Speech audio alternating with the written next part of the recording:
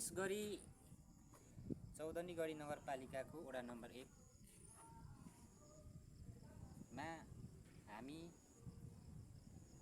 विकास विरोधी होइन, विकास हुनुपर्छ भन्ने एक खालको चिन्ता बोकेको व्यक्ति हामी। र 1 नम्बर वडा कार्यालयको भवनको लागि बजेट जुन नगरपालिकाबाट विनियोजन भयो त्यसको लागि एक खालको धन्यवाद हामीले दिएकै पनि थियौँ। र यो वडा कार्यालयको भवन बन्नुभन्दा अगाडि अहिलेका हाम्रो वडा अध्यक्ष र समग्र चौधनीको पार्टी प्रतिनिधि एक खालको सर्वदलीय साथीहरूसँग पहिलो मिटिङमा एक खालको छलफल भयो। छलफलबाट हामीले के निष्कर्ष निकाल्यौँ भने अब यहाँ एक खालको पुरानो सेडाईहरूको एक खालको ठुलो यहाँ जग्गादाताहरू हुनुहुन्थ्यो होइन।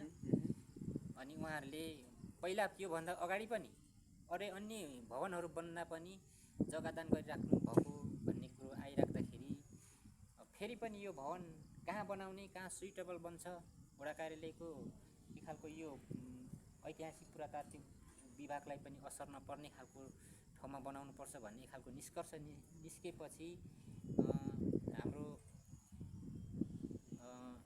निवर्तमान वडाध्यक्ष सहितको टोली र अहिलेको अध्यक्षको टोलीले एक खालको जग्गा व्यवस्थापन गर्ने भन्ने खालको निष्कर्षमा पुगेर हामी त्यो मिटिङबाट हामी छुट्यौँ।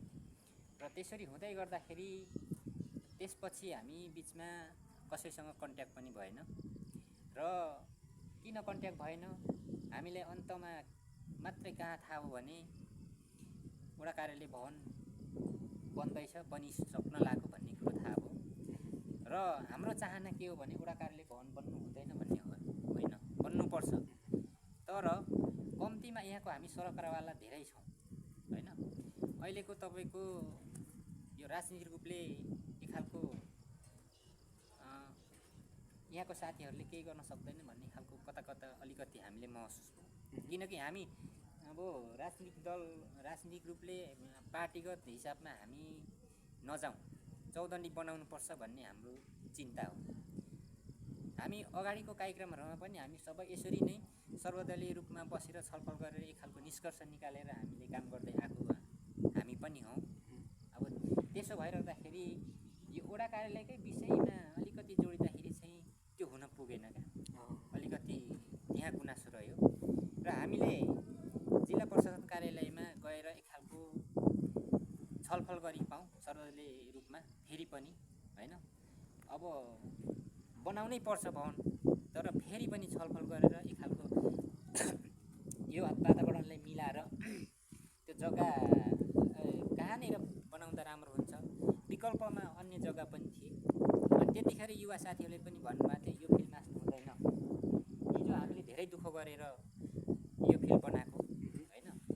त्यतिखेर मान्छेले यो भोगचास गरिरहेको जग्गा हो, त्यसलाई पनि हामीले मासेर एकदम फिल्ड बनाएको छौँ। यहाँ विभिन्न कार्यक्रम गर्नलाई यो ठाउँ पनि पर्याप्त छैन अझै पनि, र यसमा चाहिँ बनाउनु हुँदैन भन्ने हाम्रो माग थियो, धेरै युवाहरूको माग थियो। तर त्यसलाई अलिकति साथीहरूले आफ्नै अब अलिक मिचाइ बढी भयो। त्यो कारणले पनि अलिकति हामीले हाम्रो चित्त नबुझेको कारणले अब साथीहरूसँग एक खालको छलफलद्वारा निष्कर्ष निस्क्यो कि यो भवन रोक्नुपर्छ, अब बन्नु चाहिँ पर्छ तर यो ठाउँमा बन्नु हुँदैन, अर्को ठाउँमा बनाउनुपर्छ भन्ने निष्कर्षमा पुगेको हुनाले हामीले रोक्नुको लागि हामी अगाडि एमालेको बहुमत या जननिर्वाचित यस्तो ठुल्ठुलो भवनहरू योजनाको सरकारी योजनाको कामहरूमा चाहिँ तपाईँको साँच्चै ऐनमै जाने हो भने चाहिँ नम्बरी जग्गामै बनाउनु पर्ने रहेछ क्या।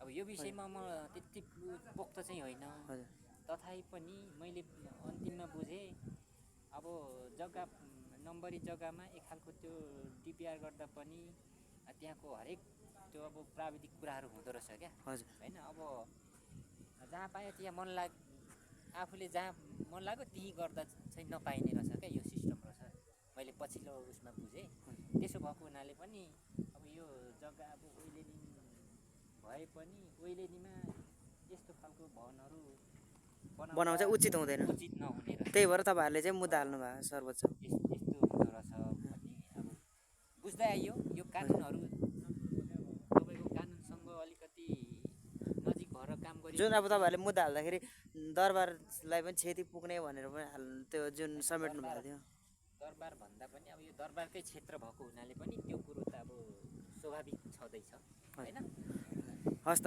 दाजु